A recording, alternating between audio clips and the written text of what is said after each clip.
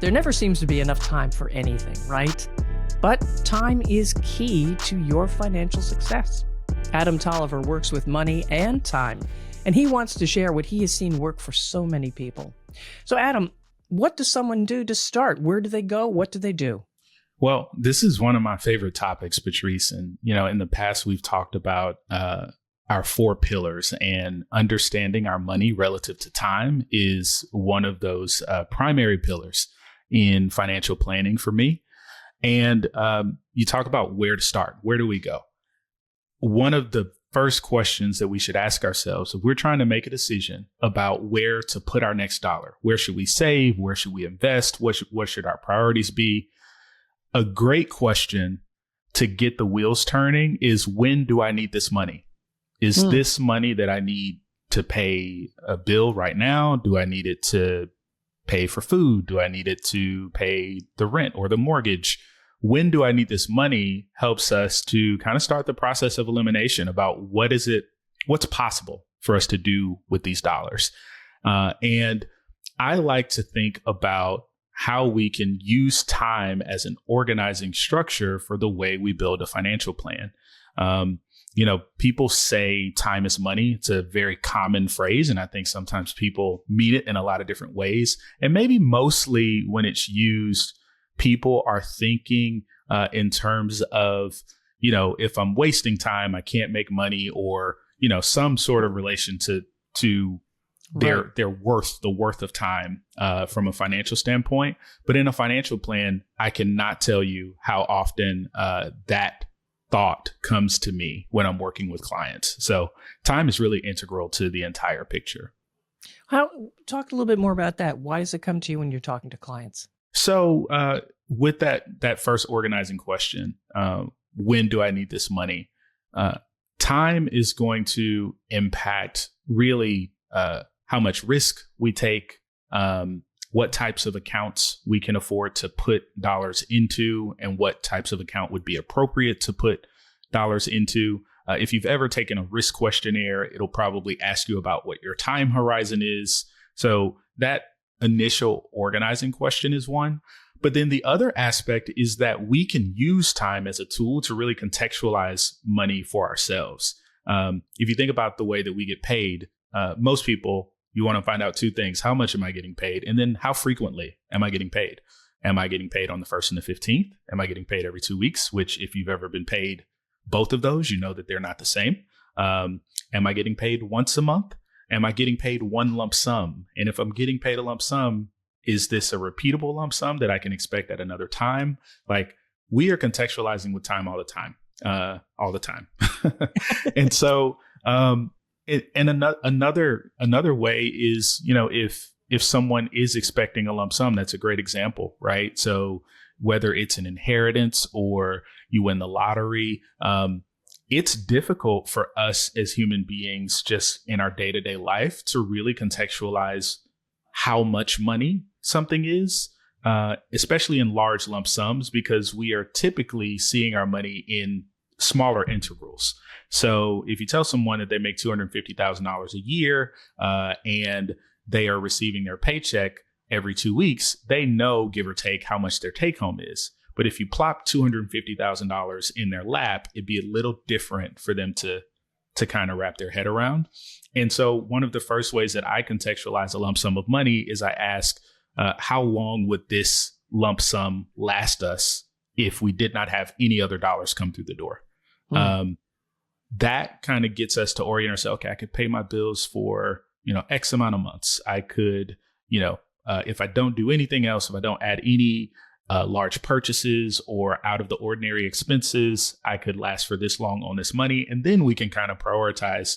All right, let's kind of break this up and figure out what our priorities need to be with that in mind. And so I like to use a very powerful strategy. It's used in a few different ways, but it's called bucketing.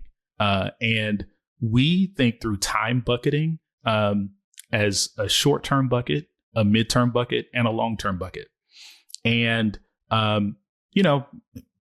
you talk to different advisors and they may have different time parameters or definitions for what they deem short term. But again, we're thinking in a general organizing principle. So from person to person, you may agree or disagree. But I think about short term finances as the next 1 to 5 years. If I know that I need to touch these dollars, I'm going to need them within the next 1 to 5 years, then I can start to think about the type of characteristics that I need an account that's going to hold those dollars to have. I need that money to be safe. I need it to be accessible. I need it to be within arm's reach, because if it's short term, that means that I'm probably going to consume it at some point. We're going to use those dollars to pay for something in the pretty near future. And then we push out to midterm, which is 6 to 20 years. And I always talk about midterm last. So even though I just mentioned it, I'll talk about it last. But 6 to 20 years is that time frame. And then 20 plus years is long term. And long term is, financial freedom, financial security, retirement, the idea that we are pushing dollars out so far into the future that we believe that once we get there, we won't necessarily need to earn more money to continue to survive on, to thrive on. And those are dollars that we expect to get growth out of, that we expect to accumulate wealth because they've got a long time to get compounding interest and continue to grow over time. And the reason that I break that middle bucket out, and we'll talk about this in just a second, but the way that our lives are kind of structured, most of us tend to do a pretty good job saving for the short term. And then kind of counterintuitively, we also do a good job saving for the long term. And the middle bucket tends to get neglected. But that middle bucket is pretty big too. It is big. 20 years. Yeah. Lots of things happen.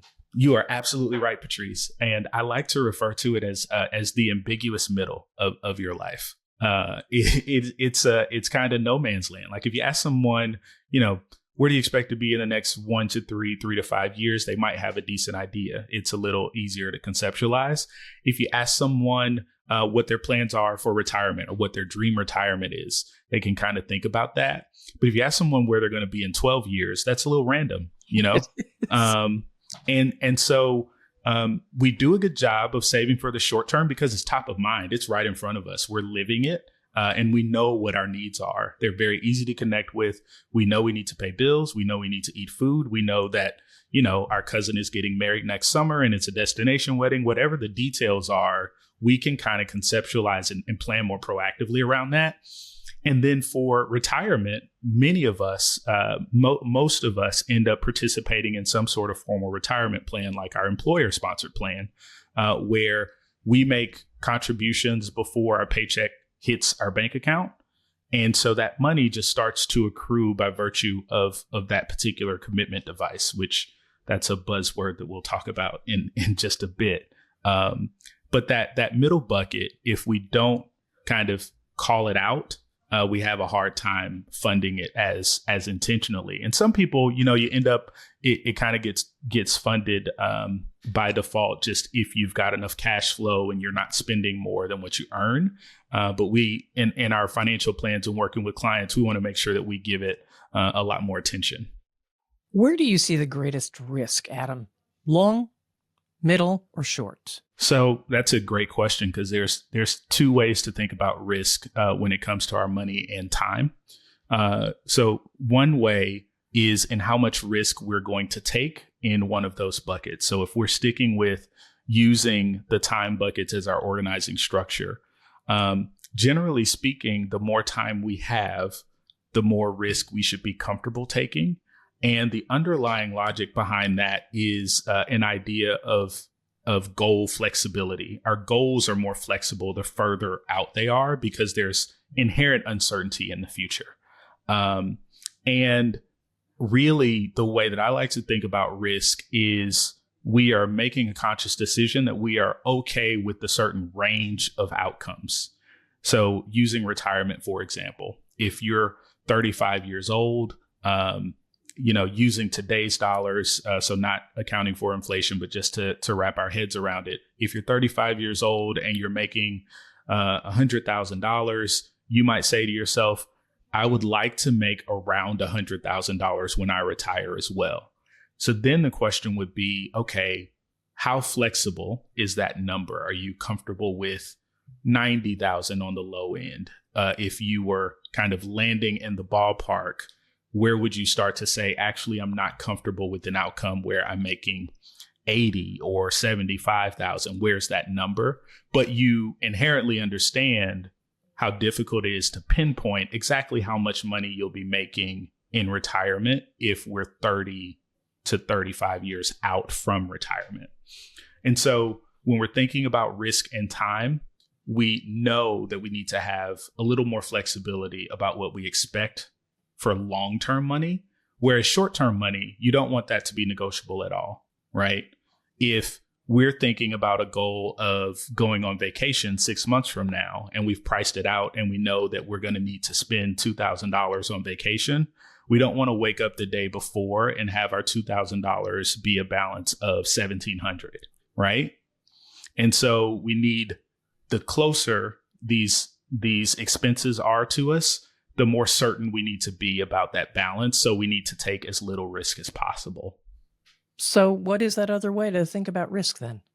Well, the other way to think about risk is sort of the risk of waiting, the risk of not taking action. And that is kind of twofold. So, if we're thinking about saving and investing, there are classic cost of waiting calculators that anyone who's listening right now can go and Google and look at any number of examples that kind of show side by side of two investors, one who starts at one age and another who starts at another, putting away the same amount of money. And that concept is really built around helping hammer home the idea of compounding and the impact of compounding. And the whole idea is really coming back to another theme in time. The more consecutive compounding periods you have, the longer time you spend in the market, the much larger your end account value is going to be. And so wasting time in and of itself is a risk when it comes to saving and investing. And then in another way that it's risky is in insurance planning. And that, unfortunately, is one that I see all the time where,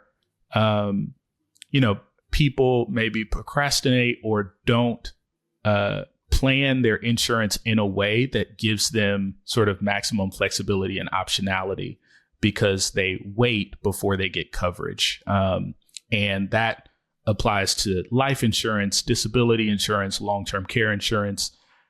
The more time goes by, the more expensive all of those policies are. And the more restricted your options are for what type of coverage you can get. So even if you were to take imperfect action in the beginning, if it protects your future insurability and kind of gives you some ground to stand on, it's infinitely better than sort of waiting to see, because insurance is one of those things that you'd rather have and not need. And if you at least put yourself in a position to have the flexibility and options early, then you may save yourself a good bit of headache and potentially yourself and your family a lot of money. Now, you mentioned commitment devices. Sounds psychological to me. Yes. Yes. What is that? So, Patrice, I have to tell you, I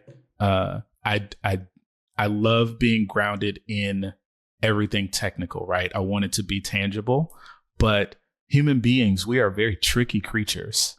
And our psychology and our behavior are often driven by things that don't quite feel logical.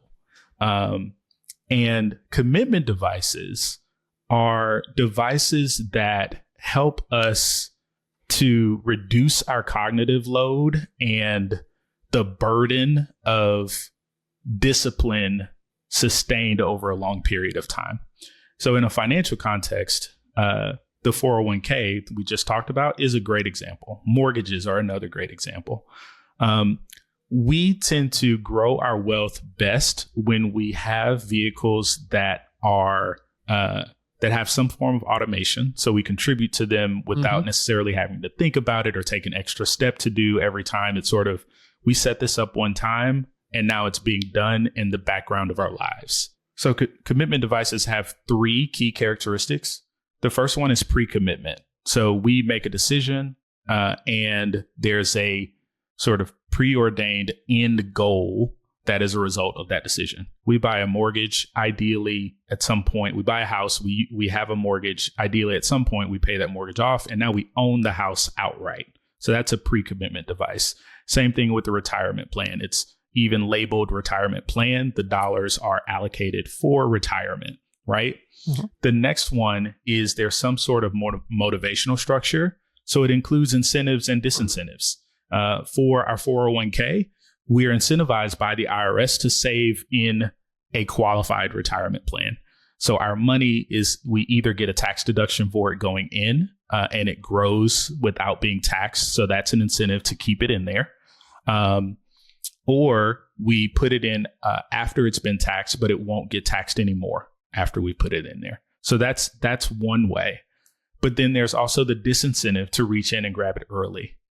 So, if we are, if we're younger than the age 59 and a half and we reach in and grab money from our 401k, save for a few exceptions and maybe some provisions that your plan might have. But generally speaking, if we access that money before 59 and a half, we have to pay penalties and we have tax consequences. So that is kind of the motivational structure that exists. And then that last one, that last kind of key characteristic of a commitment device that I mentioned is really around the automation of it. It's how can we lessen our personal effort in order to sustain the discipline needed to save and invest for a long period of time. When we have investment vehicles like that in our life, it helps us in the wealth growing process. Plus, we don't see it. We don't see exactly. We don't see it. We don't think about it. Yeah.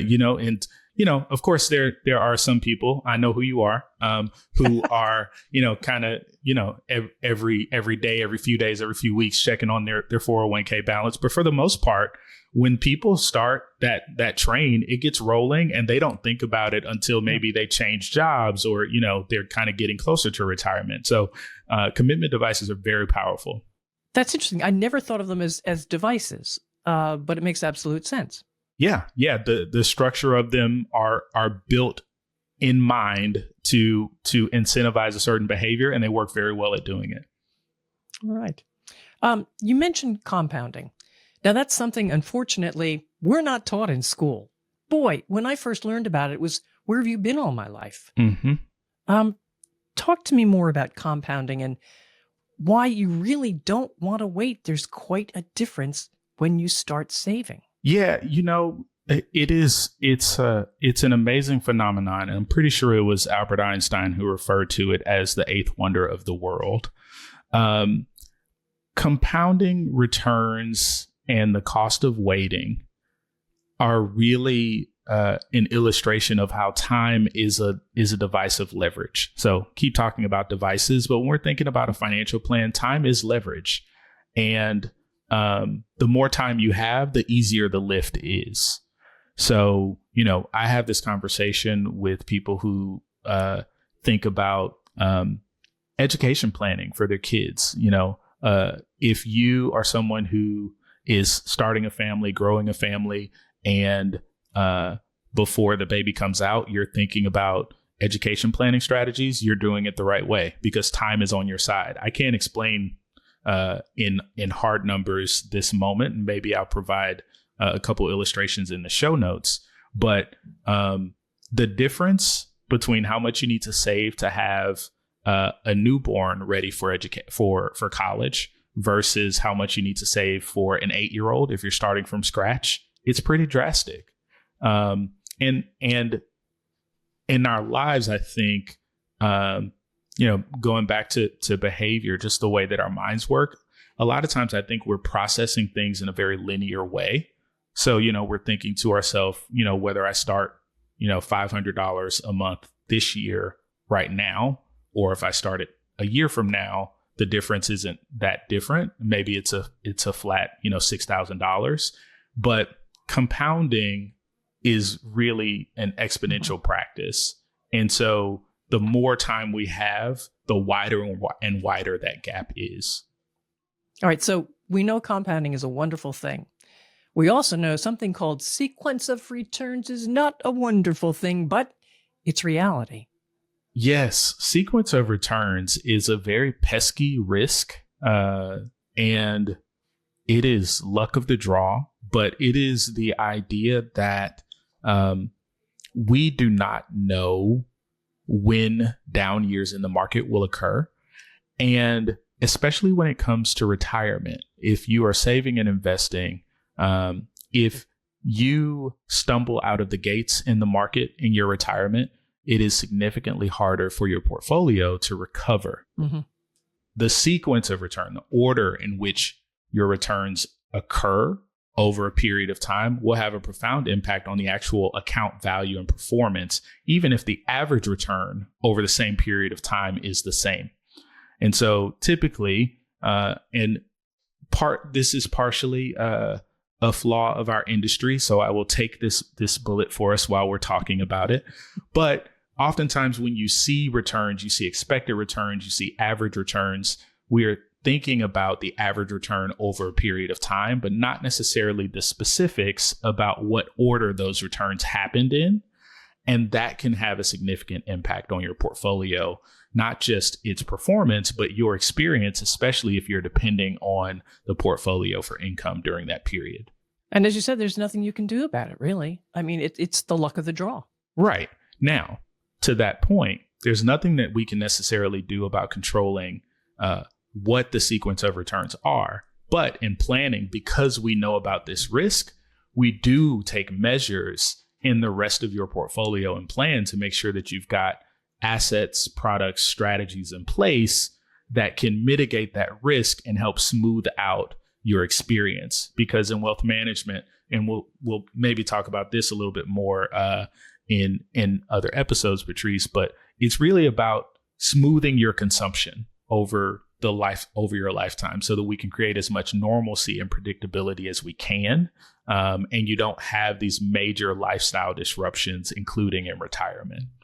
All right. So as we wrap this up, Adam, what are some steps people can do besides getting in touch with you, which we will get to in a moment? But what are some steps people can take to start the process?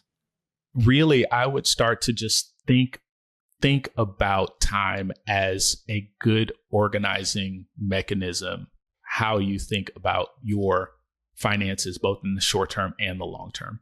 So start getting in the practice of, if you're not sure, if you get a bonus, say you get you get a pay raise and some extra money, get in the practice of asking yourself, when do I need this money?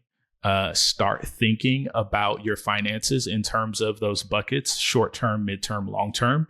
And again, if you need to customize and kind of slide up or down what you consider to be short term. So if you're more aggressive, you might say that short term for you is only 1 to 3 years, but anything beyond that, you want to be more aggressive, right? But think about what your short term, your midterm, your long term is. That would be the next step. And then also start thinking about commitment devices, that fun buzzword that we talked about, and how powerful they are, and how you can kind of mimic that same sort of structure in the rest of your financial plan to create a bit more automation, intentionality, and then also just reducing the responsibility that you have. So you want to have some sort of easy breezy, set it and forget it type of investment structures in your life so that you're continuing to grow your wealth. We do it with our 401k. So start to think about how you can do it in other places. And of course, as Patrice mentioned, if you don't know where to start, we are happy to have a conversation with you and help you examine your personal situation and identify what the best path forward might be for you. And how might people be able to reach you? You can reach me at workingwithadam.com. All right.